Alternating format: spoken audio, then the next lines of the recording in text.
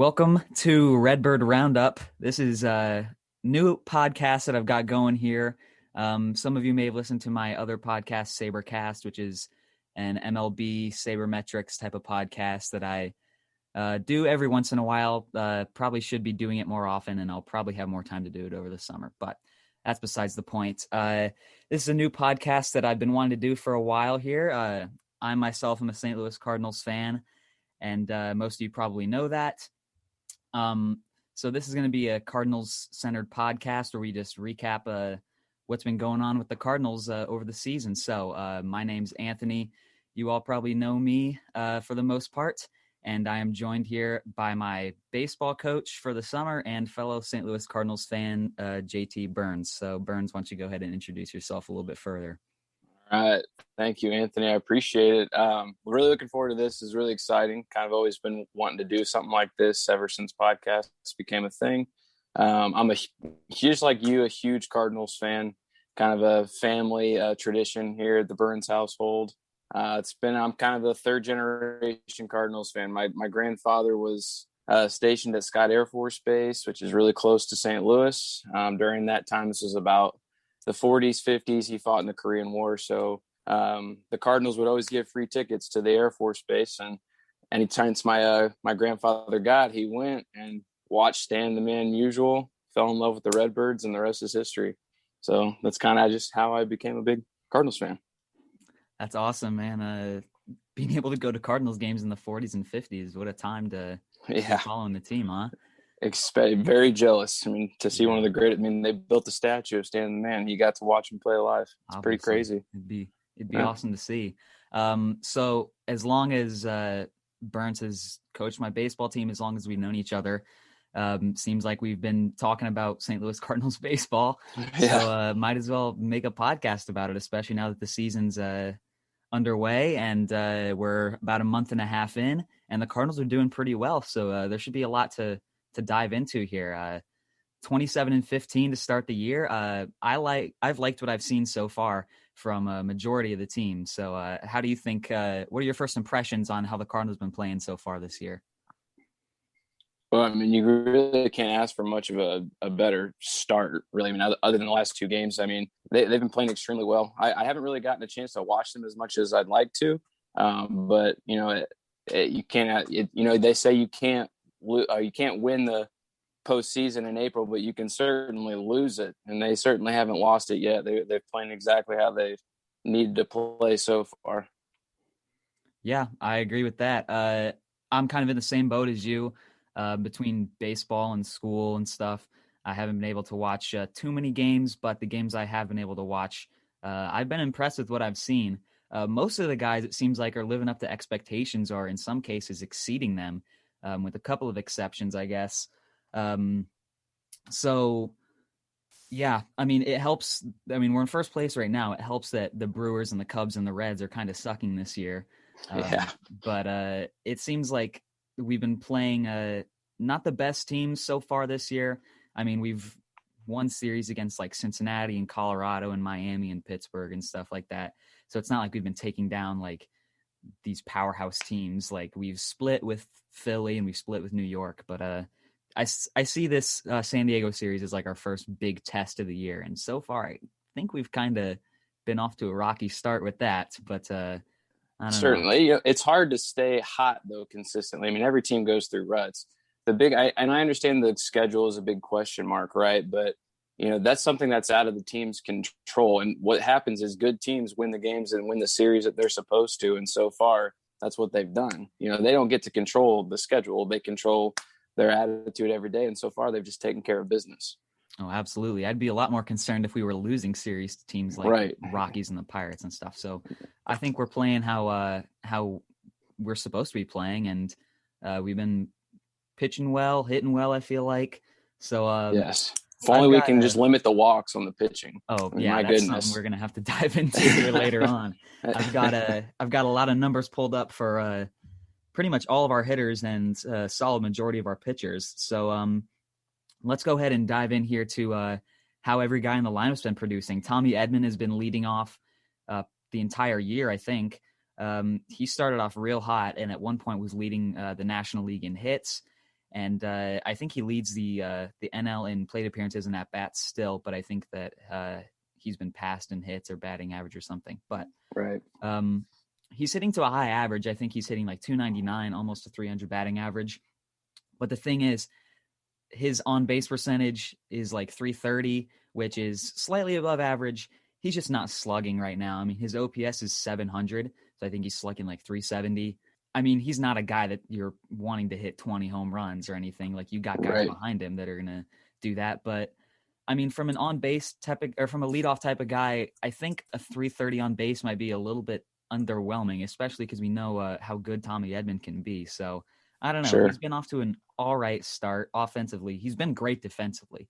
I mean, yes. Yeah. I mean, losing Wong, you were really concerned, Yes. I mean, that was like the best defensive second baseman in baseball. I think Tommy Edman has more than filled in for him defensively. So how about you comment a little bit on how Tommy Edman's been going so far this year? I completely agree with, everything you just said. I think the on-base percentage is a concern. I think it's early in the season. I think he's still trying to, figure out the strike zone, figure out exactly what his role is going to be. But in terms of slugging, I'm not overly concerned. I don't, like you mentioned, that's not going to be what he's asked to do. I think as a leadoff hitter for this team, he's got to be able to get on base and help Goldschmidt and Arenado be able to drive him in and score. That's his job. Get on base, get to second base, and don't make errors defensively. He can start walking a little bit more, producing more hits. I think he's exactly where he needs to be. And I think if he has a good month here, he's in a discussion for an all-star bid too. I think so. I mean, second baseman in the National League. I can't really think of any that have been super outstandingly great. I mean, right. Wong has been meh for the Brewers, and trying to think of who else. Like Jeff McNeil has been pretty good for the Mets, but I mean, I feel like Tommy Edman has as good shot as anybody right. at earning that bid. And going back to Colton Wong, I mean, I was just with you when I was, very surprised that, the Cardinals have always valued defense. It's been a very important part of their franchise. And I think just like everybody else, I was equally as shocked when they didn't, decide to go bring him back. But considering what Edmonds brought to the table so far at the price that we're paying him versus what we would have paid Wong, I think it's not just a great business decision. It's a great baseball decision as well. Right. I mean, I'll be honest, I was really upset with DeWitt and Mozeliak and all them when they declined the player option, when they let him go to Milwaukee. But it seems like it's paying off pretty well right now. I mean, thinking about how the whole team's lined up, if we had Wong at second, I guess we'd be playing Edman somewhere in the outfield. But then, like, Carlson and Bader and O'Neill have all been awesome to start the year. So right. I think we might be worse with Colton Wong how it stands right now. I mean, Tommy Edman's been awesome, I think. Yeah, and that's no slight at Colton Wong. I mean, we all love Colton Wong here, but right. I think he was just at a point where he was going to cost too much, and it was more cost effective to bring in a similar type of player. I mean, obviously I think Wong's better defensively, but I think Edman's probably just as good, if not better, as a hitter and can hold his own at second base. Right. I mean, he's a lot cheaper. He's a little bit younger. I think Colton might be 30 something. I don't know how old Tommy Edman is, but Tommy's still got a lot more team control. And he can play everywhere too. I mean, he's been in the lineup, I think, every day. Hopefully maybe they give him a day off today. I think he's played every game so far, but he can play everywhere in the field. That's really valuable. Especially now that DeYoung's hurt. I mean, Edman was at shortstop last night, wasn't he? When Moroff started at second. So, yeah, I mean, that's valuable if somebody in the outfield, if O'Neill goes down again or something, or if Bader or Carlson misses some time, then Edman can go out there and hold his own in the outfield too. So I think that's really valuable.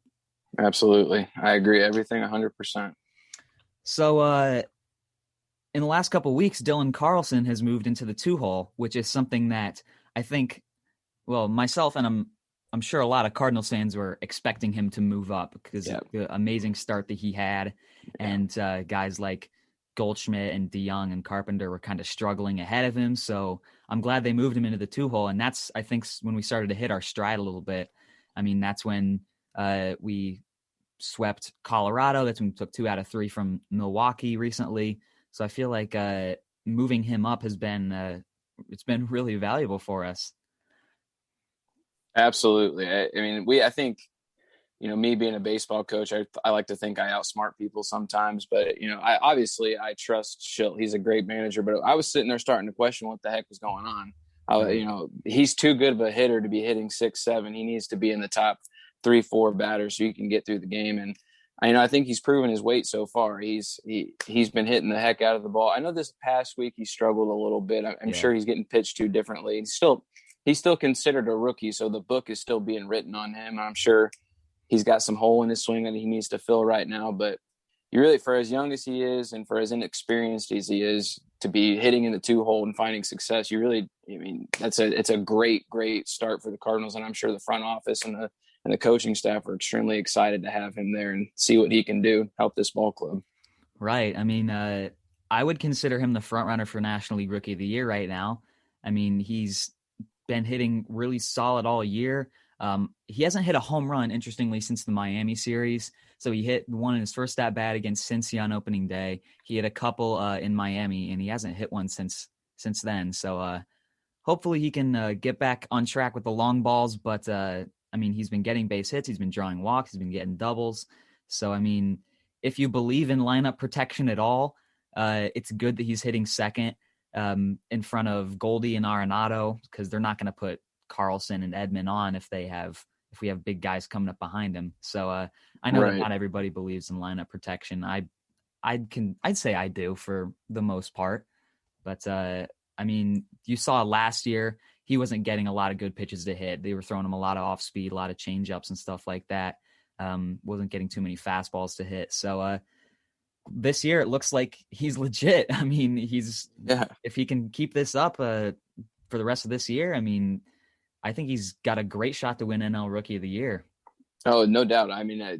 Personally, I actually placed a bet on him to win NL Rookie of the Year before the season started, just because a lot of times when players come in towards the end of the previous season, they don't have enough time so they're still considered a rookie. Those people end up having a pretty good season just because they're not as nervous going in. And so that's what you're seeing right now, is that he's carrying confidence over, and it's showing. And man, I'm not sure there's going to be anybody else this year that can outmatch what he's going to be able to do, at least if he keeps hitting at this level. 7 doubles already for a rookie. That's pretty good. 17 ribbies.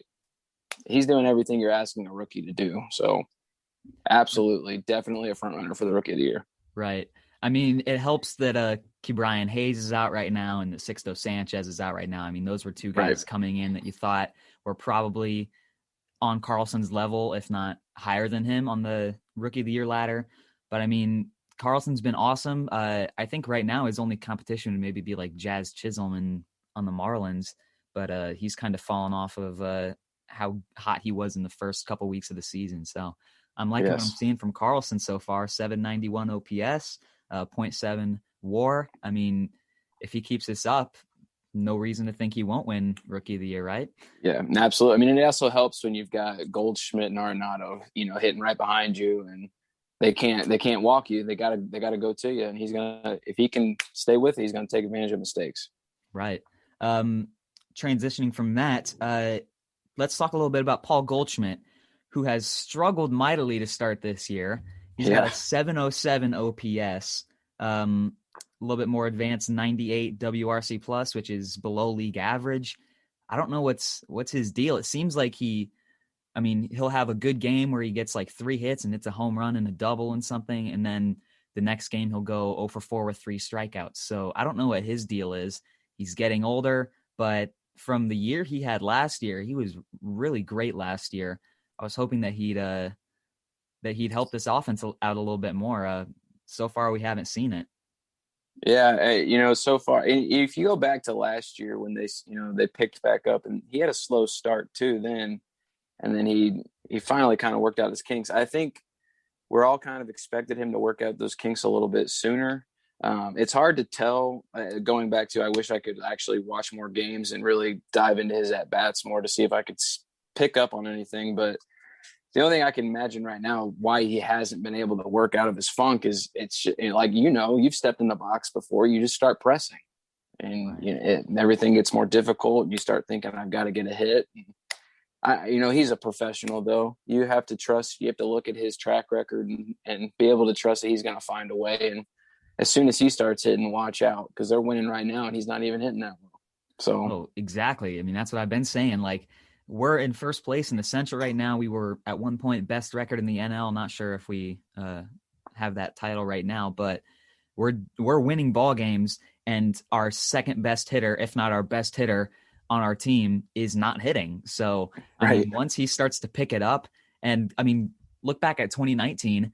He didn't get off to an amazing start in 2019. I know he had that 3-homer game in Milwaukee, but I mean, Goldschmidt in the second half was unreal. I mean, he hit home runs in 6 straight games in I think it was July. And I mean, he's a second half player, it seems like. And he was awesome last year. I do not see any reason to believe that he'll continue to disappoint for this season. I think he'll start to pick it up as the season goes along, which is awesome.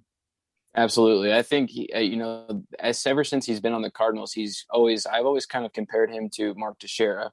I don't know if you might be a little young for Mark Teixeira, but when Mark played, he notoriously had bad Aprils and like kind of inconsistent Mays. And then all of a sudden, at the end of the year, it was always an MVP type number, all-star type number. And some guys are just off to slow starts. It could be the cold weather. It could be anything. It could just be adjusting the timing again. But like you said, he finishes the second half strong, and I don't expect anything less than that this time around.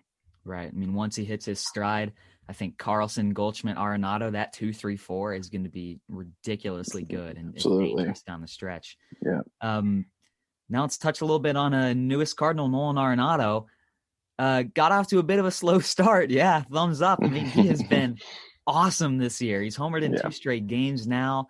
It seems like he's hitting the ball as good as he ever has in his career. He's got an 894 OPS right now.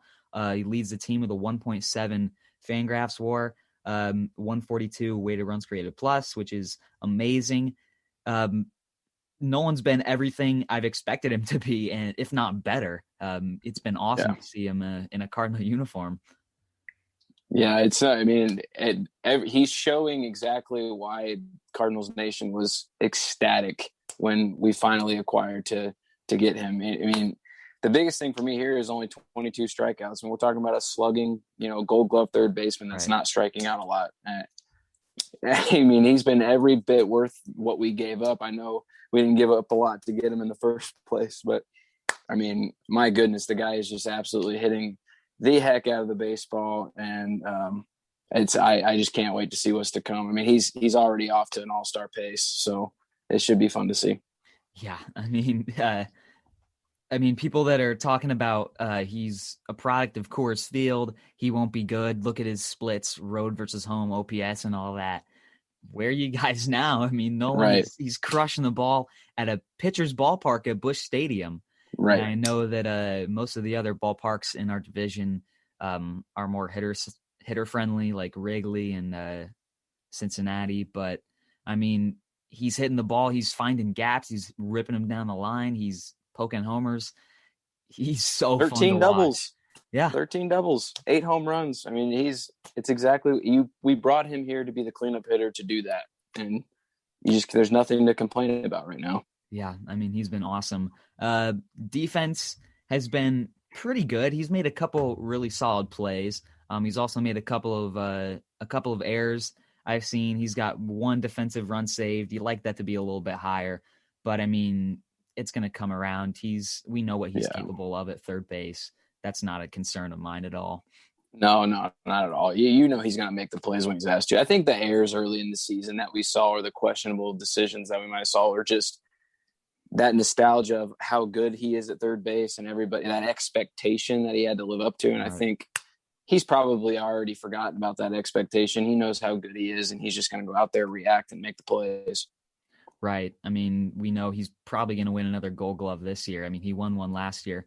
He had like a 20 defensive runs saved in 50-something games that he played in the shortened year last year. He's ridiculous. He's generational defensively.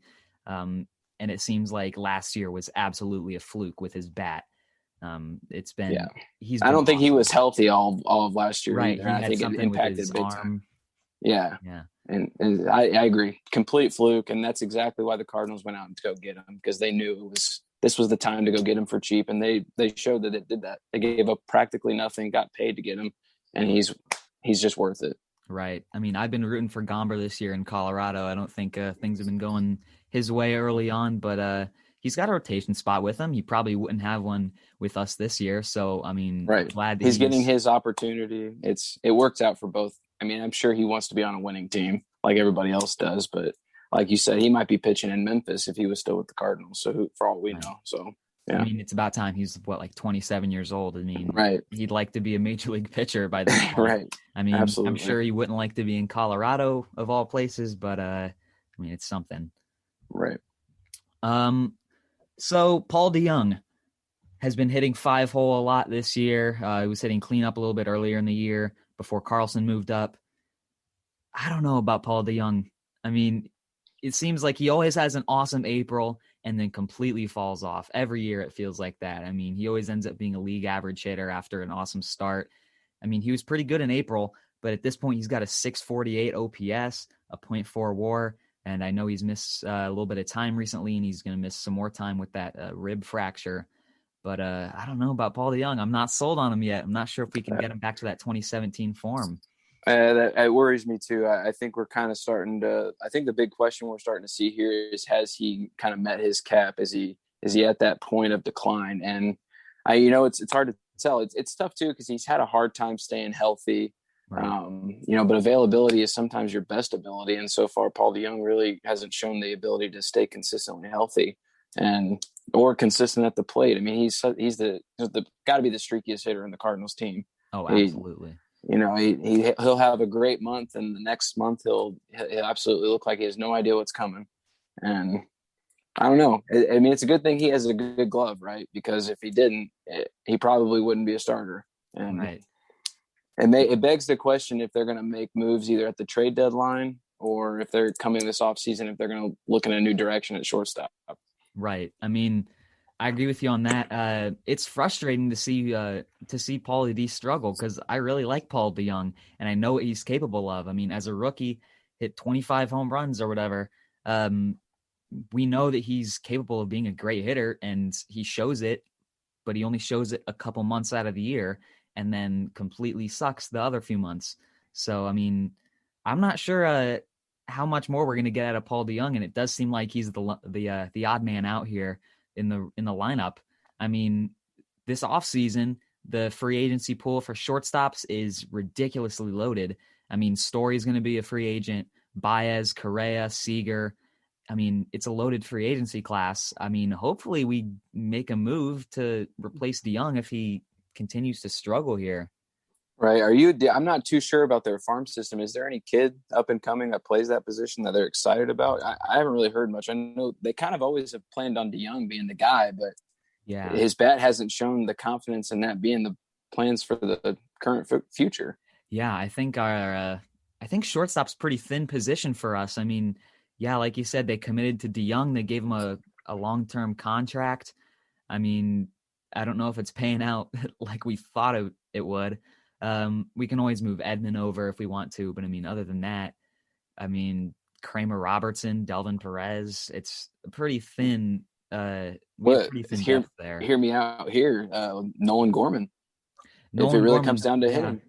That's what I was thinking. I mean, if we don't go out and get a guy like Story at the deadline or in the offseason or anything like that, I would not I don't think it's out of the picture. Move Edman to shortstop full time, put Gorman at second base. I think Gorman got reps at second base in spring training. Right. I think that's probably the most realistic possibility that there is if they decide not to commit to DeYoung.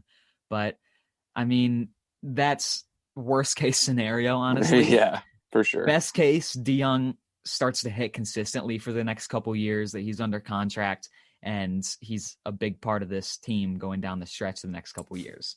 Absolutely. And we're probably just impatient Cardinal fans. We're a little spoiled, and I'm sure we know he's going to have a good month here soon, and maybe he'll ride that off and have a great season.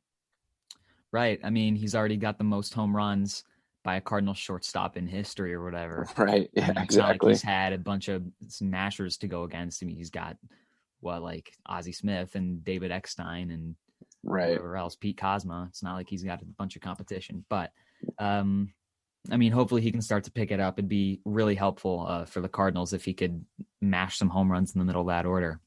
Absolutely, especially with our first four. Oh, absolutely. That top five would be lethal. All right. Yadier Molina. The GOAT. What more can you say?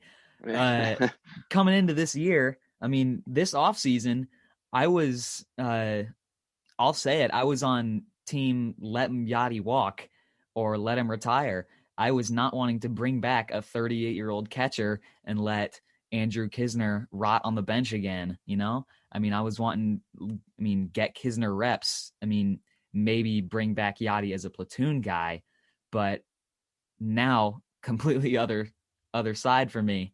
I mean, Yachty's been one of, if not our best hitter this season. I mean, it's been outstanding how he's returned to his prime form. It's unbelievable, and especially, I mean, for someone like, because you never really got to see Yachty when he was really young and he first came up. Yeah. And when you got to understand that hitting was never an expectation from him. I mean, when he first came up and he was the everyday catcher, La Russa said, I don't care if he bats 0, he's going to be the catcher. And that's how good defensively he was. And so, Cardinals Nation always learned to temper their expectations with his hitting. And now to see this is just, it's quite unbelievable. And the hitting, he's hitting with power. A 38-year-old catcher hitting with power. We're talking about these other guys having all-star campaigns. I know it's early. We're a month into the season, but he keeps hitting like this and playing every day. He's gonna be the National League starter. Right. I mean, I know that. I was way too young to remember when Yachty just came up in 2004 or whatever, backing up Matheny. I think was still the catcher back then. But then I do remember it hit the big home run against the Mets in 2006. He started to get hot that postseason. And starting from then on out, it seemed like maybe he's got some upside with the bat. And then you get to years like 2011, 2012, 2013, and he was one of the best hitting catchers in the league. And combine that with his awesome defense, his ability to throw out runners. He was great. Past couple years, he's fallen off a little bit. And that's why I was like, there's no way he can return to that form. I mean, he's a below average hitter and his defense is probably going to decline because he's old. But I mean, he's been so much better than any of us expected. Yeah. Do you think there had to be a chip on his shoulder, right? Oh yeah, for sure. He's competitive, and he probably wanted to prove the front office wrong for not, offering that money right away. And he's proven. I mean, I was right in the boat with you about, I'm okay if he walks. I would love to have brought him back and let him retire a Cardinal for life, but I was willing to let it happen just because he's 38 years old. What do we expect from a guy? We can't expect him to play. I mean, but hey, he's absolutely, convinced me otherwise that he's capable of doing this. And we know what kind of value he brings to the pitching staff. I mean, that alone just kind of seals the deal for me. Right. I can't imagine where we'd be right now without him. I mean, right. Leading the team with a 917 OPS. To have a over 900 OPS for a catcher, I know, like you said, it's still early, only a month and a half into the season, but I mean, Yachty's been our best hitter so far. And I mean, I don't think we'd be where we are right now if it weren't for him. And I know he's missed some time recently, and I thought Kisner did a great job stepping in. I mean, he'd get at least a hit every night, it seemed like. And I mean, he was handling the pitching staff fine, I felt like. So Kisner, I mean, I still feel like Kisner's a pretty talented player. And, yeah, that's why I kind of wanted to see him get more at bats last offseason coming into this year. But I mean, Yachty he's been special. He's been something else this year, which is awesome. Oh, no doubt. And to touch on what you just said about Kisner, I think this is a great opportunity for him. He gets to, supplement playing time with Yachty. He gets to be there every day, learn, understand how to be a professional. I mean, playing with Yachty Molina is going to be so good for that kid. And it's going to help not just him, it's going to help the Cardinals down the line. Right. And not just him. I mean, Ali Sanchez came up when Yachty went down, and he started a game, and he's been working with him in the spring and then probably a little bit so far this season. So just having Yachty, I mean, I have no doubt in my mind that he's going to come back and be a coach for us after he retires. Oh. Same thing with Waino. I mean, those are guys that just you can't not have them in the clubhouse and around the ballpark every day. You're not going to be able to keep them away. Oh, no way. And maybe I'm being selfish or a crazy Cardinals fan, but I mean, Yadier Molina should be the manager in waiting. And he understands the game. He absolutely controls the pitching staff. Like he has manager written all over him, and I would hate to see him manage for any other club. I think that he would. I think he'd either manage for us here, or I don't think he'd manage at all. Honestly, I feel like Yeah, he's so attached to this franchise, this organization that he'd either be here or he'd be retired doing whatever he wanted with his family. But yeah. I mean, the it's second he awesome. hangs him up, they're going to build a statue and Oh, retire his absolutely. number. You know, Yeah, and I mean, he he's might earned be every in. bit of it. Sorry, go ahead. No, I said he just earned every bit of it. That's all. Yeah. I mean, he's maybe on your Cardinals Mount Rushmore. I mean, that he's been that impactful of a franchise player for us. It's so awesome to see him succeeding again. No doubt. All right, let's move on. More of the outfield. We touched on Carlson. Tyler O'Neill has been off to an awesome start too, and he's unlocked that potential. It seems like we knew the power was there. He had 7 home runs or whatever last year, but it's really been since 2018, right when he came up, that he'd been like a consistent offensive producer. And this year, he's almost got an 800 OPS. He's showing out defensively again. Won the Gold Glove last year and has made quite a few awesome plays in left field again this year, and probably en route to another Gold Glove because left field is such a thin defensive position. But I mean, he's looked at like as valuable of a player as anybody else has been on the team. Yeah, no doubt. He has absolutely met the expectations of Cardinals fans so far. I remember acquiring him a few years ago, and we were kind of worried about how big and stocky he was, and we weren't sure if his game would adjust, but he has been everything and then some to this team so far this year. He kind of reminds me of a better outfielder version of Matt Holliday. He hits with pop. He plays well defensively, and I'd like to see him hit a few more doubles. But I mean, home runs with 8, like you said, an 800 OPS. He's right in line where he needs to be. And for his sake, it's early. He could be adjusting too. And for all we know, there's better numbers here in the future. Right. I mean, something big that I'd like to see out of O'Neill is take more walks, dude. He's got a 1.9 walk percentage. He's walked in less than 2% of his plate appearances. That is just god awful. He Right. needs to see more pitches. He needs to take walks, and I mean, hopefully that he can turn that around. Imagine how good of a hitter he'd be if he could actually take more than 2% walks. No kidding. And with his speed too, I mean, he's got 3 stolen bases this year, and like just get on base, move to second base, and let's score. And it's showing with his strikeout clip right now too. And he's, I think, 35 strikeouts. I mean, 100%. You start taking more walks, you strike out less, you get better pitches because pitchers get frustrated, and all of a sudden they groove one, and you're hitting one off the wall over the fence. I mean, absolutely. Let's cut down the walks. Let's limit the strikeouts. Let's put the ball in play. Right. I mean, he can hit fastballs. He can hit off speed. He can hit breaking balls. He can hit everything. It seems like that's left in the heart of the zone. So seems like he's started to reach his potential a little bit. Hopefully he can sustain it this year. Moving on, Harrison Bader, my favorite Cardinal. Very unpopular opinion. I know a lot of Cardinals fans don't like Bader. They want to see him focus less on Instagram captions and his fashion style and hit the baseball. And they always cite the 5 strikeout game in the playoffs last year, even though he was one of our best hitters on the team in the regular season last year. And he missed start of the season this year, came back, and he already has an 891 OPS, and he's already got 4 defensive runs saved.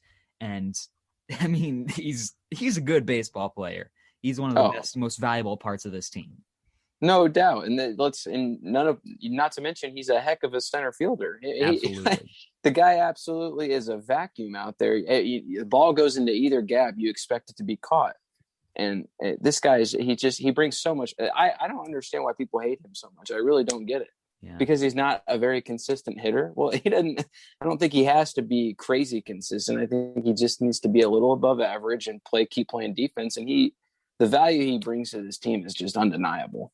Absolutely. I mean, coming into the season, I mean, even with the loss of Wong, we knew this was going to be the best defensive team in baseball. And some people even saying this might be the best defensive team ever assembled. Because you look around the horn, you got Yachty behind the plate, Goldschmidt at first, Edmond at second, who has shown his ability to play defense this year. DeYoung has been an awesome defender. Obviously, Nolan Arenado, maybe the greatest defensive third baseman of all time. Maybe, at least top three. And then an outfield of Gold Glover Tyler O'Neill, should be future Gold Glover Harrison Bader, and really solid defender in Dylan Carlson. So, defense does help win ball games. And to have especially that outfield of O'Neill, Bader, Carlson is it's awesome. You feel like almost everything's going to get caught out there. Absolutely. And, to address the fans out there that don't like Bader or think that we should get rid of Bader, I would encourage you to see what the pitchers say about him. I don't think they've probably said very many things publicly, but I bet you if you ask the pitching staff if they want Harrison Bader out there, they would all say yes, because he makes their job easier. And not to mention, he's a little guy that hits with pop. Like, he's the perfect center. He's the ideal center fielder that you want in this game. Not everybody gets to be Acuna or Trout, right? But that's not what we're expecting him to be. He's serving his role perfectly right now. Mm-hmm. And when he's hitting, he's hitting. He had a home run last night and pimped it, flipped the bat, right? Do a little trot. He's an exciting player to watch. He's my favorite player by far on the Cardinals, and hopefully he can keep proving people wrong and keep showing his value to this team. Yes, absolutely. And I hope he stays having fun. I think the game needs more of that. Oh, yeah. He's bringing a lot of energy to the Cardinals. I feel like the Cardinals are a really boring baseball team. The most boring team in baseball. Coming into this year, before you had Arenado, I guess, last year, who are your big stars? It's Paul Goldschmidt, not exciting, never shows emotion. Jack Flaherty, he's a great pitcher to watch, but his whole thing is like, don't think, keep your head down, just do your work, and then doesn't show a ton of emotion out there on the field. A lot of our energy on the team, I feel like, look back to the 2019 team, a lot of our energy came from Marcell Ozuna, Jairo Munoz, Jose Martinez, Carlos Martinez, and those first three guys that I named are gone now. Yeah. And going into 2020, where's that source of energy going to come from? Did it come from Bader? Now we've got Arenado, who's been awesome, showing emotion, getting hyped, hitting big home runs. Bader's been pimping home runs, bat flipping. Tyler O'Neill's got swag. Alex Reyes at the end of games has been screaming and locking the door down. This is an exciting team, I feel like. And even Goldschmidt has been smiling a lot more during games. So he doesn't seem to be taking things as serious. I think Bader contributes big time to that, especially ever since he's come back. And I believe this as a coach too. Baseball is an emotional game, no matter what anybody wants to say about, hide your emotions. No, this is a tough sport. And when big things happen, it's okay to get exciting. Mm-hmm. And you've got to bring the energy every single night that you can. And so far, I think he's contributed massively to the energy in the clubhouse. Right. When he wasn't playing, besides energy, just talent wise, especially defensively, before he came back, still had O'Neill in the outfield. O'Neill missed some time. So sometimes you're running out an outfield of Carlson, probably in center. And then who are your other guys? Austin Dean's in left field. Justin Williams is in right. Maybe Lane Thomas is getting some starts. And you saw how weak offensively and defensively those guys were. And they're not the answer. Yeah. And so now that, O'Neill is back, he's healthy. Bader's back, he's healthy. Look how much, since they've come back, we've gone on this streak where we've won 5-6 in a row, whatever, and then swept Colorado and then took 2 of 3 from Milwaukee. Having those guys back is awesome and helps the momentum of this team a lot. Yeah, no, absolutely. 100%. So that's a lot of good hitters on the Cardinals. Let's talk about Matt Carpenter. Oh gosh. This hurts to talk about Mark because I love Matt Carpenter. He's always been one of my favorite players, and he's such a humble guy, it seems like. But I defended him a lot early in the year, and I still will to an extent because he's still getting pretty unlucky with. You saw him early in the year when you were watching games. He'd hit line drives right at people, or he'd hit ground balls at 95 miles an hour, but they'd just be right into the shift. He was getting pretty unlucky, but it seems like recently his luck has started to his unluckiness has started to turn more into legitimate struggles. I mean, a 514 OPS is like embarrassingly bad. And Yes. I mean, it's not like he's a good defender either. We're putting him at second base and he's got a -3 defensive run saved there. I mean, he's got no real value that he's bringing to the team right now. A -0.3 WAR. He's just he's struggling, and it really sucks, to be honest, because I mean, he took such a hard fall from 2018 when he was an MVP candidate to 2019 when he was maybe about an average hitter, and then these past couple of years it's just been so bad. Yeah, no doubt. And to kind of touch base on your point of, he's hitting hard line drives and hard ground balls right at people. We've been talking about that since 2019. So at what point is it not just bad luck? It's just that whatever it is, whatever approach that you're taking, it's just simply not working. And it's hard to imagine that he's just no longer a good hitter, right? Because you just don't out of nowhere, become a bad hitter.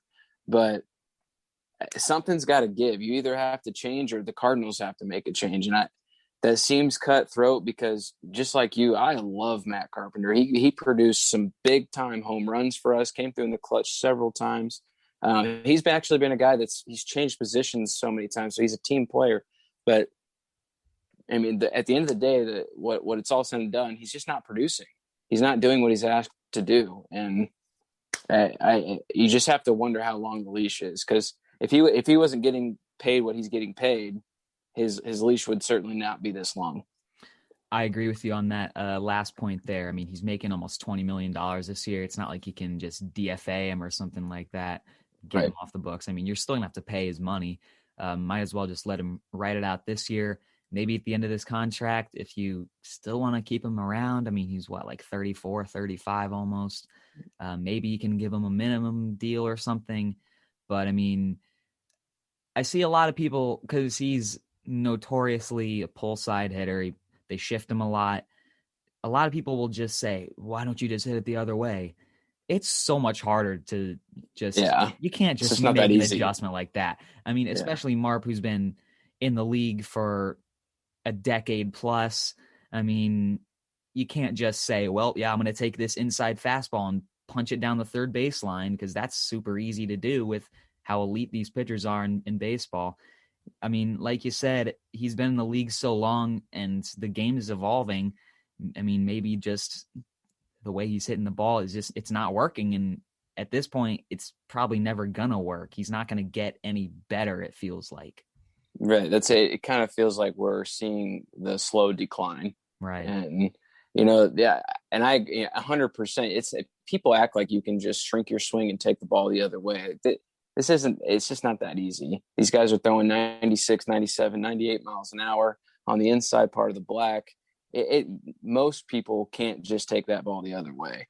And the only other argument that I would say is you might be able to lay down a bunt. You can't maybe bunt just every time though. I mean, exactly. But that's what it's all said. You can't just, that's really it. And I don't know, maybe the age is catching up with him and he just can't get around the ball like he used to, but something's got to change, or we have to make a change soon, because I mean, he's not really producing. He's supposed to be our left-handed power bat off the bench, but he's not really doing that. So I don't know if there's a fix in one of our prospects that we can call up, or if that's a trade suggestion that we might have, but something's got to change. Right. I mean, he's had his moments. He's hit a couple home runs. I mean, he's gotten a couple curtain calls. And you know what? We're going to Wrigley soon to play a series there. He's a fantastic. He's the king of Wrigley Field. Maybe he can turn it around there and go from a 514 OPS to over 600 OPS. But like you said, is there anybody that we even can call up? I was thinking about this last night and just looking at our depth charts. We have no depth to this team, it feels like. I mean, there's nobody on the 40-man that we can just call up that can play everywhere. I mean, it seems like the team we have right now is the team that we have right now. I mean, the major league team, it probably can't get any better. And I mean, we called up like Max Moroff last night, and he was bad. I mean, I'll Right. just say it. He was not good. And I mean, Edmundo Sosa, he's okay, but like he's obviously not a guy that you want to give more than like 150 at bats to in a Yeah. year. Platoon type of guy. We Yeah. have no depth to this team. And I mean, that's something that maybe I'd like to see get addressed at the deadline. Just go out, get a utility guy off the bench, or just get like a big lefty bat or something. I mean, that seems to be one of the biggest problems to this team. No, that if they're going to go, if they are at the deadline and they're in first or second place, they're fighting for a spot in the playoffs. The first thing they have to address is the bench depth, because they just simply don't have it. And that's the product of having good players and spending money on a good starting lineup. But good teams have to go out there and get, especially in the National League, when we're the pitcher bats, you've got to have guys in there that can step in and produce. And right now we just don't have it. And that needs to be our number one focus come the deadline, is finding depth pieces that help us succeed. Right. I mean, pinch hitters, if you need to go to a lefty pinch hitter, you've got Carpenter, you've got Justin Williams. Need to go to a righty, you've got Austin Dean, Lane Thomas, Edmundo Sosa. You're not going to pinch hit Kisner because you got to have a backup catcher probably on the bench in case something happens. But, I mean, none of those batters that I just named, I feel like could go up there and really get a big hit or consistently get on base pinch hitting for a pitcher. So, yeah, that's a big problem that needs to be addressed. Yes, absolutely. All right, that's pretty much every big name hitter in the lineup or on the team that we just talked about. So let's move on to pitching. The pitching has been interesting, I feel like. There's been a couple pitchers that have been really awesome, and we'll talk about them here. And then there's guys that have been super disappointing, I feel like, or that have just had just weird years. So let's start off with guys that have been showing that they are legit pitchers. Jack Flaherty. Last year he had like almost a 5 ERA, but he still had like good peripherals and underlying numbers, advanced stats, whatever. And then this year he's got a 2.47 ERA and a sub-3 fielding independent pitching. He's got a 9.13 Ks per 9 and a WAR over 1. I mean, he's a bona fide ace in this league. I don't care what anybody says. Oh, no doubt. He's solidified the number one spot in the rotation for a reason. And he's 7-0. That's a major league lead in wins, right? Yeah, I mean, he's getting a ton of run support too. Yeah, exactly. 2.47 ERA, a 0.95 WHIP. Only 3 home runs given up all year long. I mean, he's absolutely pitching as best as I've ever seen him pitch so far, and I just can't wait to see what's in store for him. He I know I've given a lot of postseason and all-star awards already, but this is a guy that's in the conversation. If you had to give out an April Cy Young, a May Cy Young, Jack Flaherty's right there in the discussion, because he's just pitching as well as you can basically pitch. Yeah, I mean, I feel like he's been one of the best pitchers in the National League. Maybe not on, well, not maybe, definitely not on par with whatever Jacob deGrom and Corbin Burns, how great of years they've had. But I mean, next tier down, Flaherty's right there with them, one of the best pitchers in the NL. And I think he's removed all doubt that, people were saying he was a fluke. He was a product of just the second half of 2019. I mean, that argument is awful. I feel like he was a really solid pitcher in almost a full season in 2018. And he was decent. I mean, solid in the first part of 2019. He was the best pitcher in baseball in the second half of 2019. And he was an unlucky pitcher. I mean, I felt like he pitched all right in 2020. I mean, it didn't help. They had the big coronavirus layoff. But I mean, this year, I think he's removed all doubt how great of a pitcher he is. Yeah. And it's funny to me that I'm hearing people were thinking he's a fluke. He's 25 years old. Oh, he's so young. he's still learning. I mean, you can't, and not everybody gets to be perfect. And like you just said, I don't think he's in the tier of Jacob DeGrom just yet. But I mean, he's 25 years old, pitching this well. He's I think you used the term bona fide ace. Like he's right there. He's easily one of the best pitchers in the National League, and he's proving it every time he goes out on the mound. I mean, he needs to get an extension. I will be so mad if we let him walk. I'm not sure what his relationship is with the front office. I don't know if it's rocky or whatever. I mean, he had there was like a difference in opinion in arbitration this offseason. And I don't know if that's a big, rumble between him and the front office. But if he wants to stay, give him whatever he wants. Give him a blank check. Please just keep him on the Cardinals lifetime. He needs to be here for his career. He needs to be that next ace. Yeah, no doubt. We're talking about a guy that idolized Bob Gibson, goes to him and seeks advice when he was, God willing, still with us. And I remember the arbitration thing, and it didn't make any sense because it was over such a small amount. It was like $900K or something like that. Yeah. Give him money. It's Jack Give Flaherty. him what he wants. Yeah, he's been the best pitcher on your staff. Like this is the guy that's going to take over for Adam Wainwright. And that's it doesn't feel like the Cardinals typically make moves like that. And so I'm trying to understand why there was a $900,000 difference, because it just doesn't make any sense. Mm-hmm. Yeah, I mean, that doesn't make any sense to me at all, but all got resolved. Flaherty's still got a couple more years left of team control. Hopefully in those next couple years, we can get him locked up long term. That probably nothing would make me happier than that. We know how good he is, how good he can be, and how good he will be, hopefully.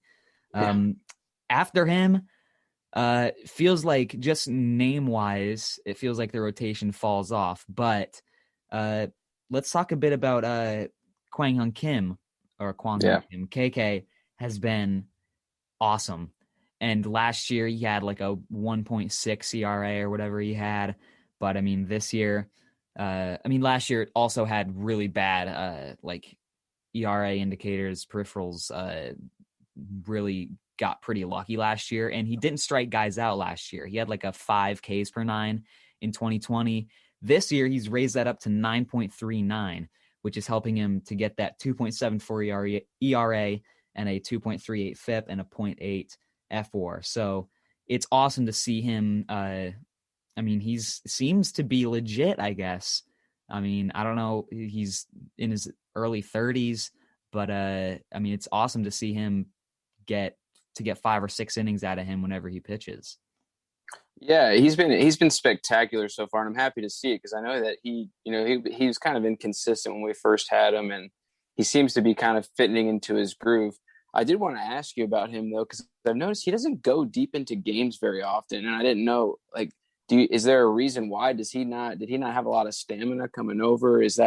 I'm just trying to figure, because it seems to me he can really, I mostly only see him pitch 5 innings most of the time, maybe even less, and just curious. I don't know really. When you look at the box scores, he doesn't go 7 or 8 like Wainwright does. I mean, Wainwright's got like a rubber arm. He can throw 140 pitches in a game and be all right. I don't know if that's if maybe coming over from Korea, if it was like the training was different there than it is here, and he still is kind of adjusting to that, or I don't know what it is. I don't know. Like I said, I haven't watched too many of his starts this year. I'm not sure if he's like going deep into batters and then throwing high 80s pitches in 5 innings, but I don't know. I mean, if he can start to go 7-ish instead of 5 or 6, then that would be that'd be awesome. But regardless of that, he's still been our second best pitcher on the team, or our second best starter, that is. Oh yeah, absolutely. I mean, he's been doing a phenomenal job, and that wasn't a slight at him. It's just the only reason I brought that up is because we've had to use our bullpen so much this year because of the lack of depth in our rotation. It just would be real. That's the only thing I'd like to see better from him, is that we just get some more innings out of him, because it seems to me like, obviously, especially with the injury to Martinez, that our rotation just lacks a lot of depth right now. We have to use our bullpen quite often. And our bullpen's going to run out of gas if we keep using them at the rate that we are. Yeah. I mean, it seems like some guys in our bullpen already have kind of run out of gas. I mean, Tyler Webb has been really bad. Andrew Miller's been really bad. Jake Woodford hasn't been good. I mean, like you said, I feel like there's nobody in our bullpen that can like really make a solid spot start. I mean, Ponce de Leon was in the rotation early and then he got pulled. I mean, at that point in the year when Ponce was in the rotation, we were turning out Flaherty, 38-year-old Adam Wainwright, and then 3 relievers, honestly. I mean, Martinez, Gant, and Ponce were all really like better in relief than they are in the rotation. But yeah, I mean, now that KK's back, that's good. We're going to get Michaelis back soon, which is hopefully going to help us out here. And honestly, hopefully they boot Gant from the rotation. I mean, he has not been good at all. Yeah, that'll be the obvious move when Michaelis comes back. Absolutely. Yeah, I mean, I'll be mad if they take out Carlos. I feel like Carlos has been all right. But I mean, it doesn't help Dakota Hudson's hurt for the rest or for this year. Yeah. It would have been awesome to have, I mean, a rotation of Flaherty, KK, Waino, Michaelis, and Hudson. That would have been a really good rotation. I feel like, I mean, Hudson had a great year last year. But we're going to get Michaelis back soon. As it sits right now, I feel like outside Flaherty and KK, our rotation has been really kind of weak. And I mean, that starts, let's talk about Waino. Waino's had some good outings. I mean, he came close to a complete game against the Rockies. He pitched a complete game, I believe, in a loss. I think it was maybe to Washington. I don't remember who it was to. But took a loss in a complete game. And then other games he's had, like last night, where his curveball, he was hanging it, and he couldn't hit his spot with his sinker and his fastball and his cutter or whatever. I don't know. I mean, he's 39, I guess. He's not 30, he's 39. He's going to be 40 later in the summer. I don't know. I mean, if we can maybe get like a low 4s ERA out of him right now, he's got a 4.63. But I don't know what the rest of the year holds for Waino. Yeah, I think touching like this kind of where you touched on the schedule earlier, this is where it shows in Wainwright, right? Where like he's still a good enough pitcher where he can dominate the bad teams.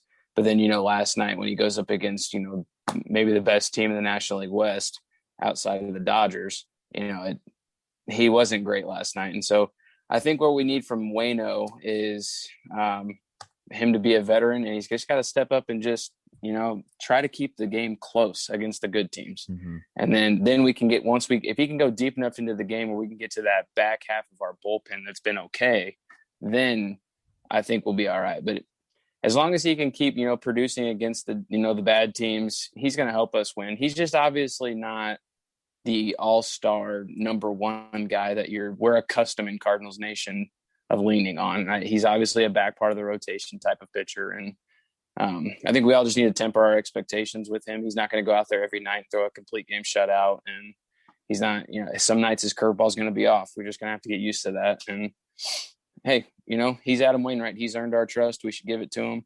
And I think he'll be all right. Hey, like you said, if we can just get his ERA below 4, I think that's a great season for him. Yeah. I mean, he lives and dies by that curveball. That's his go-to pitch. He'll throw that anytime in the count that he wants. He'll throw it to get ahead. He'll throw it even in full counts. And he's able to go deep into games and to throw over 100 pitches, but then he'll have a game like last night where I'm looking at it. He went 4 innings, gave up 8 hits, 6 earned, only struck out 2, gave up 3 home runs. So it's those starts that you'd like him to be more controlled, I guess, and limit those home runs, limit those hard hits, and go a couple more innings. Because, I mean, we can't be using 5 innings of our bullpen every night or 4 innings of our bullpen every night. I mean, we're putting a lot of stress on those guys. And like guys like Gallegos have had to go 2 innings this year where he's never had to go 2 innings for us before. I mean, we had a good stretch in there recently where we had like 6-7 consecutive quality starts from our pitchers, which is good. I mean, if we can get if we can get 3 quality starts out of our pitchers every time through the rotation, that would be awesome. And then you only have to give like 3 innings a night to your bullpen. But I mean, that's wishful thinking. You're not going to get that every night. Yeah, that's obviously the dream, right? Is that happens every single time out. But I mean, you hit it right on the head. Like we cannot keep going through our bullpen every night like this. Or, we were just talking about the trade deadline earlier with the hitters. That the focus is going to shift towards replacing the bullpen guys because they're going to either be hurt or out of steam and not producing at the rate that we need them to. So we just got to lean on our starting pitching a little bit more. But I think they'll be okay. Typically, at least in the last couple of years at least, they've shown an ability, especially with Molina behind the plate, to be able to compete and do what's needed. Right. We have talent in our bullpen. Most of the time I feel confident with whoever Schill brings out of the pen. I mean, Helsley has had his great moments this year. Reyes has been outstanding. Gallegos has been outstanding. It seems like every guy in our bullpen is either a big hit or a big miss, I feel like.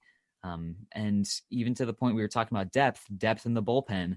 I mean, we let guys like Nabil Crismat go to the Padres during the offseason. I didn't like that move. I mean, he pitched fine for us last year. Right. Why are you letting a depth piece go like that? I mean, now Jake Woodford, like you said, he hasn't been good. I mean, it doesn't feel like outside of maybe a few guys, there's anybody that we can really rely on to go out there and get outs for us. Right. Exactly. And that's why I brought up the question about Kim, because we have to get guys that can get us to the seventh inning and get to our guys that we can lean on, and that's the unfortunate reality of this team in the bullpen. But, and hey, not every team gets to be perfect, right? It's hard to be 100% at every, corner of your team. And so this is the way it is for the Cardinals. And that's why they need, and that's why getting Michaelis back is just going to be so huge for them. It's just going to be a big help. Right. One more name I forgot to mention, Genesis Cabrera. I feel like Cabby's been awesome this year. Obviously had that awful outing where he hit those first two batters that he faced, Harper in the face. And then right after that, John Heyman proceeds to go on Twitter and call him an incompetent pitcher as if he doesn't have a sub-3 ERA this year and is striking out a ton of guys. I mean, he's an awesome pen piece to have. And you saw back in 2019, he even made a couple starts. I don't think he's a starter. I think that he's a bullpen guy at max 2-3 innings out of the bullpen if you need it. But, I mean, this year he's looked really solid, I feel like. So good on him, I mean, for stepping up. And he was a top prospect in the organization for a reason. Yeah. And he's kind of showing it right now. And I'd unfollowed John Heyman a long time ago. I might be blocked by him by now on Twitter. I probably tweeted at him or something. I barely listen or read his content anymore. He's clearly clickbaiting, and he's bad for the game. And what if somebody came at John Heyman about his ability to do his job? He wouldn't appreciate that very much. And right. I don't see any tweets from him recovering his statement, saying, "Oh, wait, I was wrong," because he's actually for the last few weeks been pitching really well. Mm-hmm. So John to say Heyman, he's in. Sorry, I interrupted you. No, go ahead. I was going to say John Heyman, same guy that last year reported the false information, had a fake report that the Cardinals got COVID because they went to a casino, even though the MLB did an investigation. We never set foot in any casino, and Heyman didn't apologize for that, didn't retract those comments or do anything like that. Really poor reporter, to be honest. And I mean, even yesterday when Pujols signed with the Dodgers, which we can maybe touch on a little bit at the end of this episode. But, I mean, even then, like yesterday, he was tweeting, like, if the situation is right, Cardinals would certainly be interested in Pujols, and then said something after that about, like not even, like, an hour later, something like the window's closing, doesn't seem like Cardinals were even interested from the very beginning. I don't even know. Just, like, stop tweeting, dude. Yeah, like, just seriously, if you don't have any like concrete evidence to like with actual facts that you're going to report, then just stop. I mean, it seems like every reporter, like Bob Nightingale, bad reporter, John Heyman, bad reporter, seems like everybody besides maybe Ken Rosenthal and Jeff Passan are really just and then like beat reporters for whatever KMOX or the Cardinals or whatever. I mean, seems like nobody's really that trustworthy. Hey, look, if you're looking for somebody to follow that gets you news, go to John Boy Media. Yeah, follow John Boy John is Boy, awesome. Talking Jake. All those guys they've built a platform out there. They're huge. They know their stuff. They usually beat John Heyman to the punch and Yeah, are I always mean, more accurate. didn't they? I think Jake might have broken the Shane Green to back to Yeah, Atlanta news he before did. anybody did. So I mean, Yeah, they got connections. They're fun guys to watch. I mean, John Boy's yeah, hilarious. I mean, yeah. he's got great content. So I don't know. It doesn't seem like Heyman knows what he's talking about. And No. that's we've spiraled off on a Anthony John Heyman rant, just talking about Genesis Cabrera, how good he's been. Right. So Yeah. yeah, Cabby's been good. Let's get back to the rotation. We've talked about Flair, KK, Wayno. Let's talk a little bit about Carlos Martinez. He has had an interesting year, I feel like. He's got a 2.35 ERA, which is not great, but not awful.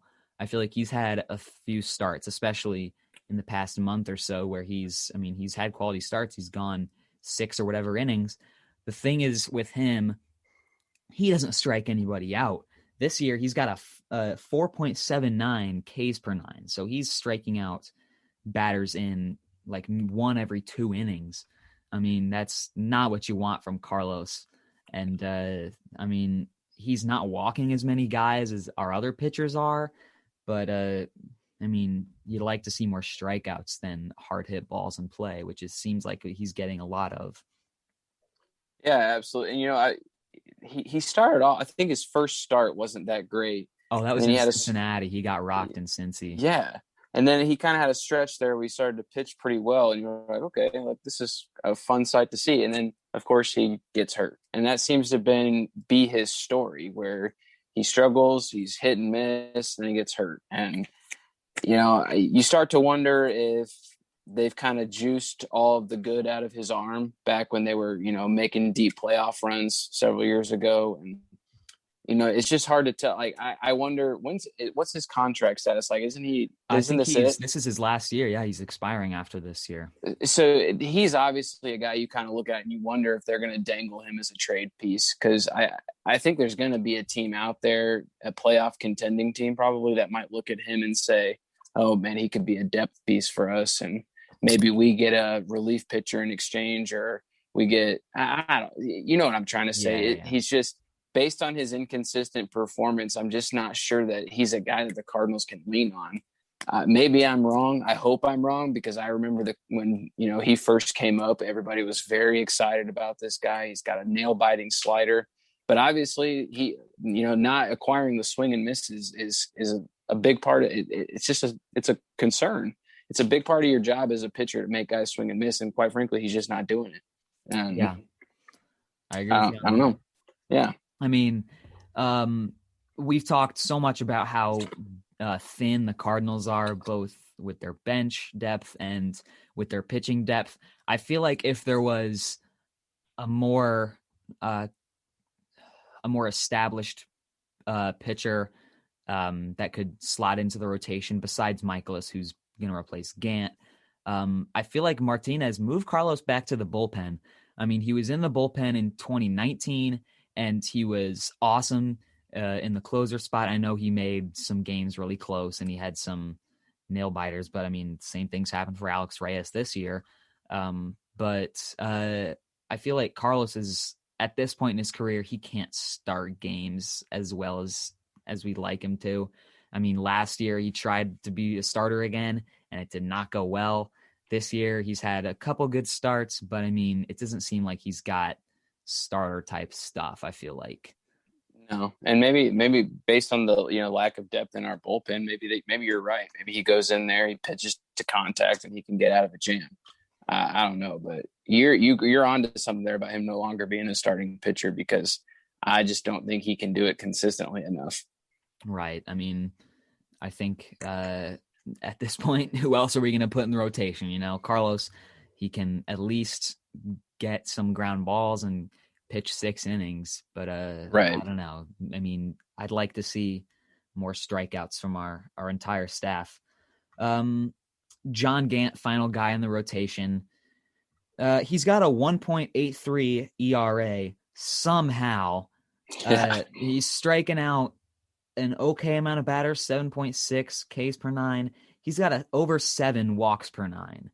It seems like every time he'll start 5 innings and walk 4, or he'll go 6 innings and walk 6 or something like that. That's not going to play.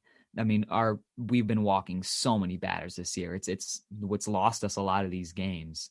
Right. The walks just kill you, and it's really simple. You just can't do it. And I know he's obviously not doing it on purpose, but he's got to make the adjustment and stop walking so many guys, especially at the strikeout clip that you just said. I never realized he was striking out guys at that rate. And so at that point, you got to sit there and think, man, your stuff's good enough. Like, challenge the hitter a little bit more. Let's go get him.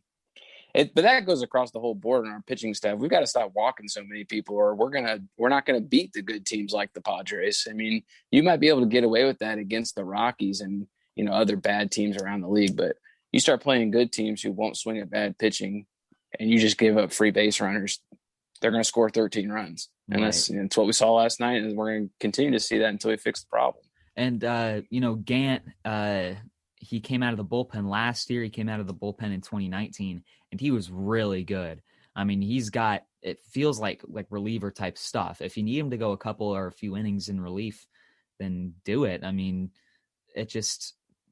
he has not worked as a starter this year. And back in 2018, he started some games and had a couple good starts, but it feels like his stuff is more of a reliever type of repertoire. I mean, he's got hard fastball and that Vulcan change and a big hooking curveball. I mean, those are kind of reliever type pitches, I guess.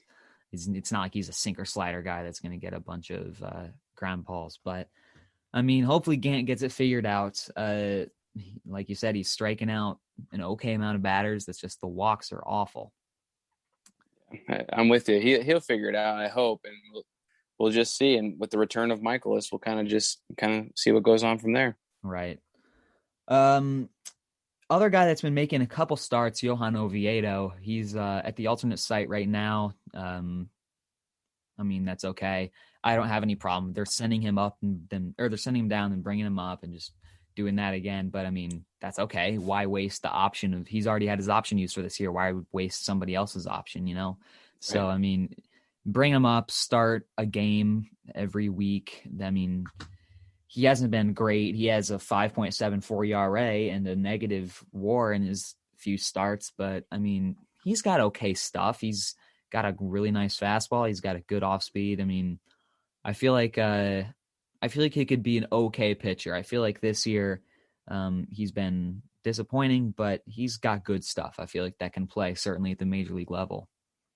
Good stuff. Absolutely. You can see it when he pitches, and you see the stuff, but like, it's just not quite like the makeup isn't there yet. And that's why he's also a guy that's walking. I think he's got a 2.18 whip, and he's walked like 9 or 10 batters over, just 14, 15 innings.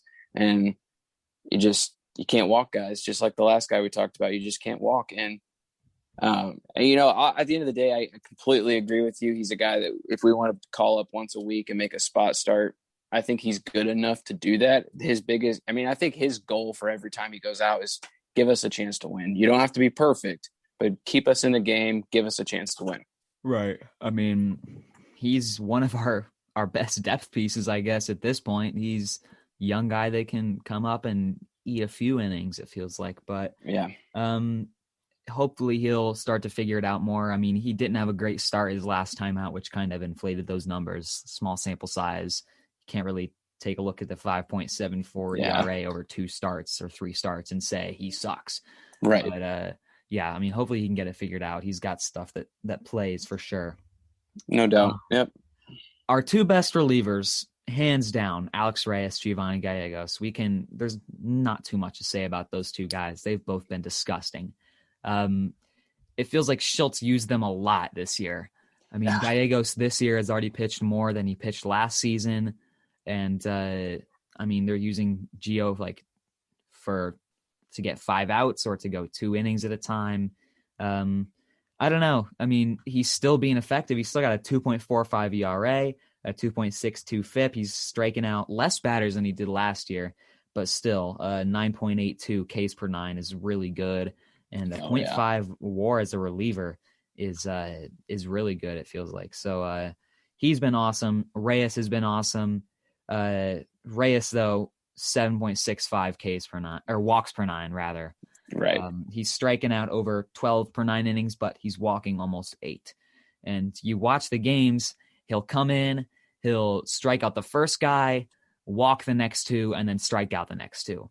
Yeah. I mean, it's his problem. I don't know what it is. I mean, he makes it scary. He makes it hard to watch. I mean, we'll be up by 3 runs, and then next thing you know, tying runs on base. You're like, Alex, don't do this to us. Just come on, get us out of this inning. And he does. I mean, I don't know how he does it, but yeah, you always worry that with him it's gonna really cost him sometime, but so far it hasn't because he's just got good enough stuff where he can strike everybody out.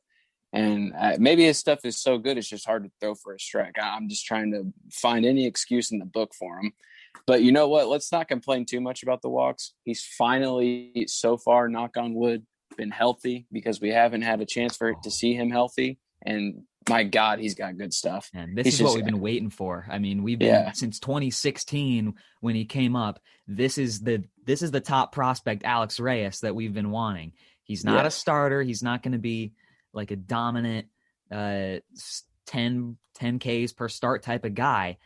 But he's here. He's healthy. And, I mean, God willing, he stays healthy because he's so talented. He's got outstanding stuff. He can almost crank it up to triple digits.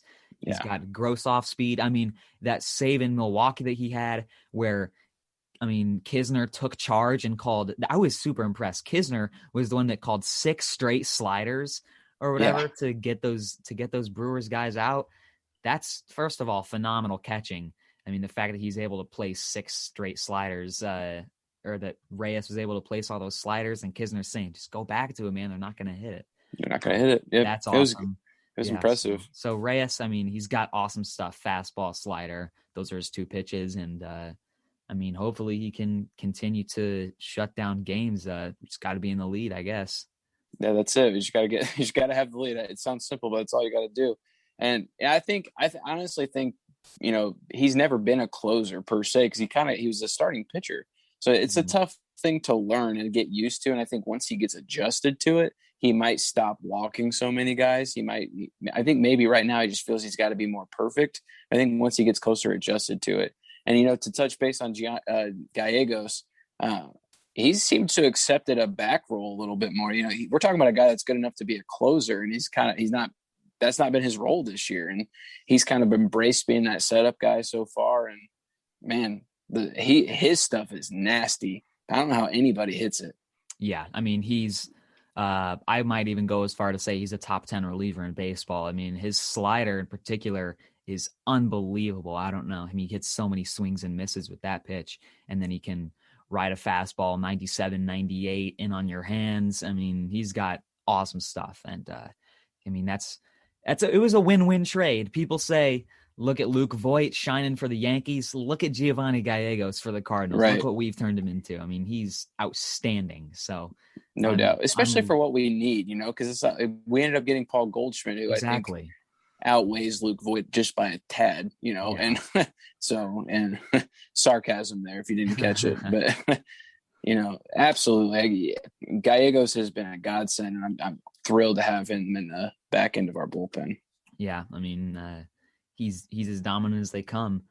So that's all the pitchers I have written down here. If there's anybody else you really want to comment on, I mean, we've talked about a few guys that are struggling, like Webb and Miller have really not been good this year. Really isn't too much to say about too many other guys, I feel like. Yeah, I mean, Helsley's been okay, you know, not great, not bad, I guess. But yeah, Tyler Webb, they're going to have to fix part of that bullpen, especially with their pitching, man. I don't know what they're going to do, but it's going to be tough to win games if they don't address the bullpen too. You know what? And Hicks is hurt now too. Hicks is on the 60. I mean, this sucks. Jordan Hicks I am scared that it's a season-ending injury. I know they haven't announced anything like that, but I mean, he's at least out for the next couple months. It really sucks because when he's pitching and when he's on, he is disgusting. So yeah, he's so good. Hopefully he can come back. I mean, this year he hasn't been super good. 5.4 ERA in 10 innings pitched. He's one of those guys that's walking a ton. He's gotten shook up in a couple of relief appearances, but I mean, when he's on and he's throwing triple digits, I mean, he's one of the best relievers on our team by far. So need him to come back and be healthy and help this team out. Hopefully he can come back this year.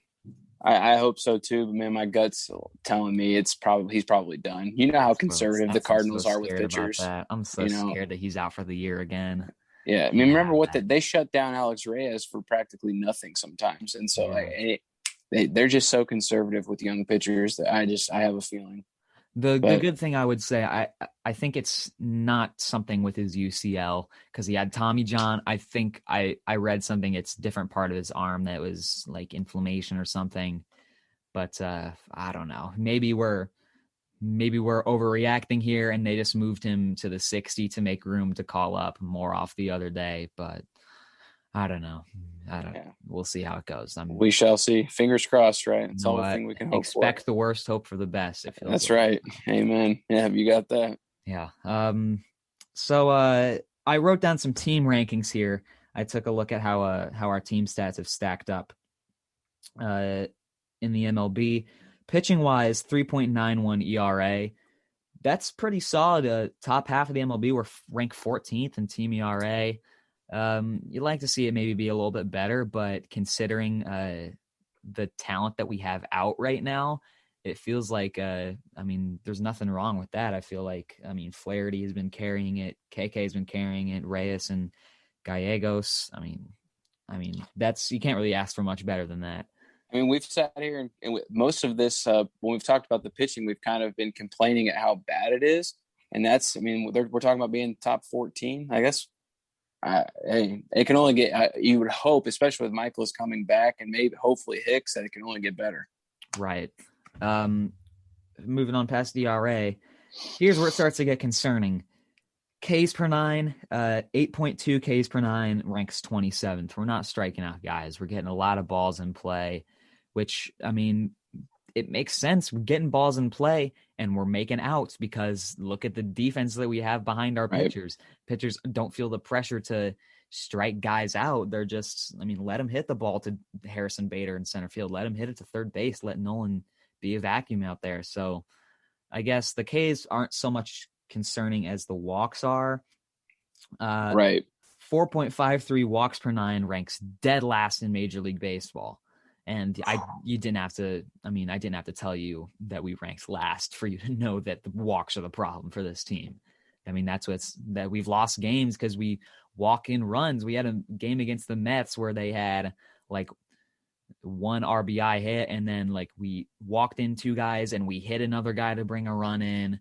That's the problem. And I don't know how we can address that. Just got to hope it comes better, Yeah. It's so weird because, to have such a low strikeout rate and compare that to having a high walk rate, that doesn't really make sense because it seems like what our goal is, like you said, we have such a good infield and an outfield. Put the ball in play, let our defense work. Right. Then you would think that the walks would be down. So I'm trying to understand why they're not capable of throwing consistent strikes right now. And it seems like it. I hope it's just a fad. It's not something that's going to continue, it's got to get addressed quickly because the strikeouts doesn't really concern me that much with our defense. But you're not going to beat any team walking everybody like that. Exactly. Reyes. It's really been Reyes's problem and Gant's problem. Reyes, he's a closer. I feel like if you walk 1 or 2 guys, it sucks, but he's got the stuff. You only need to pitch 1 inning. He's striking out a ton of guys. But, John Gant, you cannot be a starter and, expect to go out there and walk 5 or 6 guys every start and remain in the rotation. And that's what's going to happen. When Michaelis comes back, Gant's getting the boot. He didn't pitch well. He didn't pitch well enough. He's walking way too many guys. And, walks suck. And I don't think there's anything worse than watching your team, whether it be Major League Baseball or if you're on the bench when your team's out there in youth baseball or travel ball or high school ball or anything like that. I don't think there's anything worse than watching your team walk every batter and walk in runs. And I mean, it's just hard to watch. So I mean, It's tough. You just want to, if you're going to lose and give up runs, you want the other team to earn it. exactly. And when you give up walks, it just felt like they're unearned, and it's just you made it easy on them. And it's frustrating as a fan, coach, and player. You know, it's frustrating for all parties. Yeah, I mean, at some points, I mean, when we've been walking guys left and right, I'd be just, I don't want to watch this. I'm going to turn off the game. I don't want to watch us walk in and hit guys, bring in runs. But hopefully that's a problem we can address. The offense has been middle of the pack, 706 team OPS, which sounds pretty bad, but I mean, that ranks 15th in baseball. Hitting is down all the way across the board this year. The pitching has been unbelievable this year. And I know a lot of people on like social media and stuff, a lot of idiots, to be honest, are saying they're blaming a lot of like advanced metrics. They'll blame launch angle for ruining baseball or ruining hitting. It's like, dude, do you comprehend that there are starting pitchers now that are going out there like lefties, like who made it start? Shane McClanahan for the Rays, rookie. He's going out there throwing 101 with arm side tail from the left side. How are you supposed to hit that? How are you supposed to hit closers that are coming in that are throwing 102 mile an hour sinkers or that are throwing disgusting wipeout sliders? Like, the pitching has been so good this year, and it's developing so quickly how good pitchers are in baseball today. That's just the way it is. We might be entering like the second dead ball era almost of baseball. The pitching is just so dominant. It's hard to find consistent offensive teams, and that's why offense is down all the way across the board this year. Right. Look at the number of no hitters we've had so far this year. Look at the number of times that no hit games have been brought into the 7th or 8th inning. And pitchers are just way ahead of the game right now. I mean, you've heard Bobby Bell say it all the time about how us as hitters have to catch up to the pitchers because they've absolutely taken off this race with the lead. And it's like people throw a heavier ball now. Spin rate's such a big deal. And you've got these pitchers throwing with crazy amount of spin. It's tough to pick up the ball at all. You have no idea. Most of the time, these guys they're guessing. And exactly. I mean, I've never stepped in a professional hitting box. I'm not sure I ever would now because it's got to be just incredibly difficult. When you see all-star hit sluggers look silly on some sliders and stuff, like you just know, you're like, man, this has got to be the toughest baseball in the world to hit. Yeah, I mean, it's ridiculous how good Burns has been, how good DeGrom has been, how good Garrett Cole has been. Garrett Cole's been outstanding this year for New York. But, I mean, you can't expect guys to go out there and hit even like 280, 290.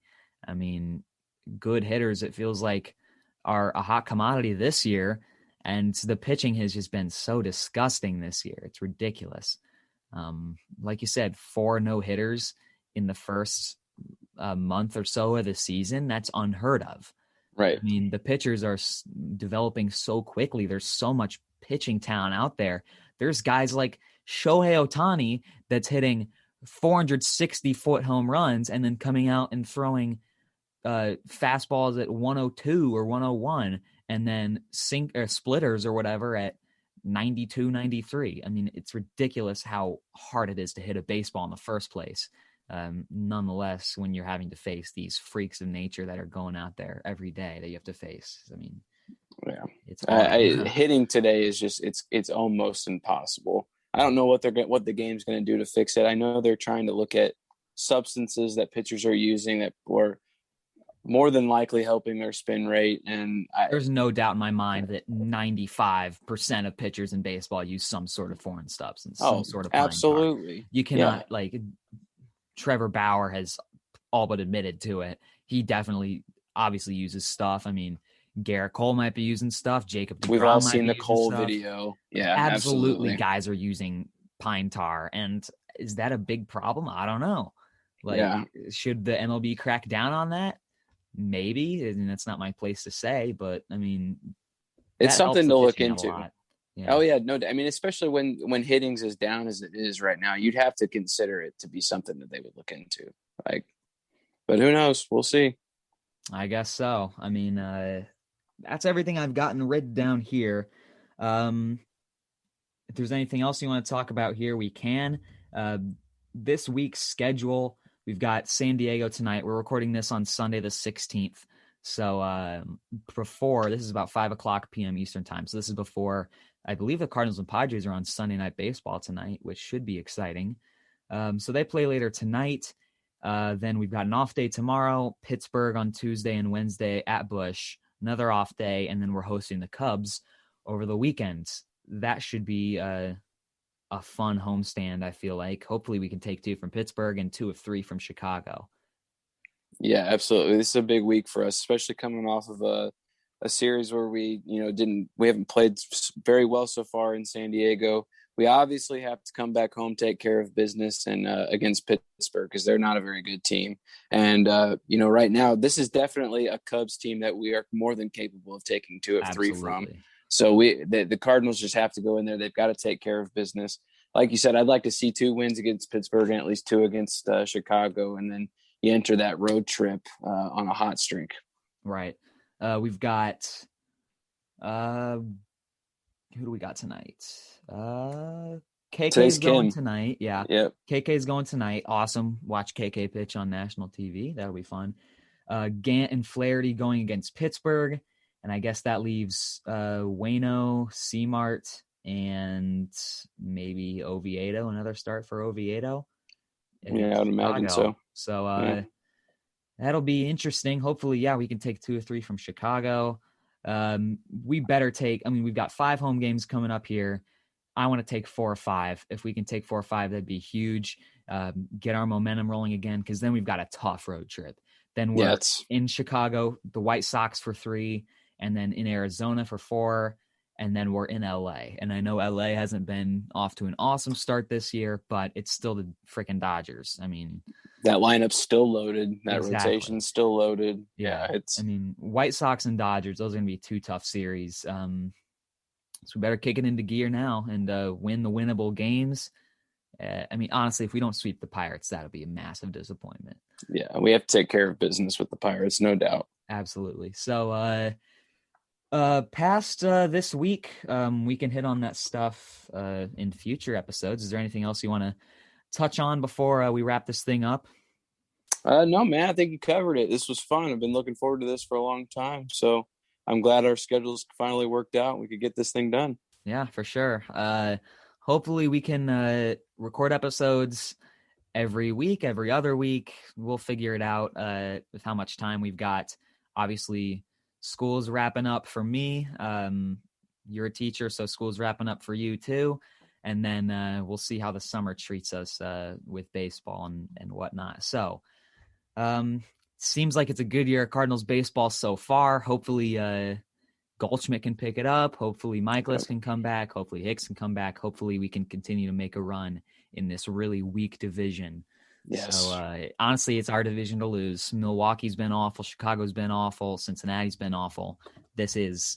We are the team to beat in the Central. Absolutely. And I think, like we said, we've been playing so well. We're not even at full strength. So it's a bright future, I think. We're well on our way. We just got to stay healthy, keep healthy, and we'll be all right. Awesome. Well, everybody, thank you for listening to episode 1. This has been Redbird Roundup. Thank you all for listening, and we'll see you guys next time. Thanks.